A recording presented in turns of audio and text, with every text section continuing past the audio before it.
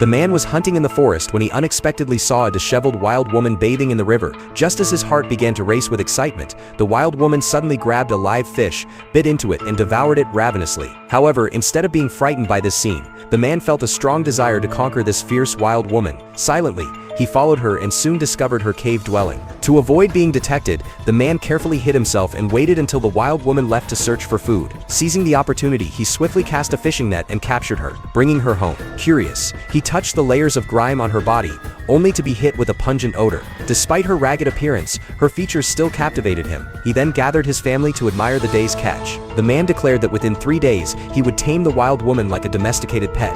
His 2 daughters were perplexed by their father's actions, while only his eldest son seemed intrigued by the wild woman. To teach her to eat like a normal human, the man asked his wife to prepare a meal.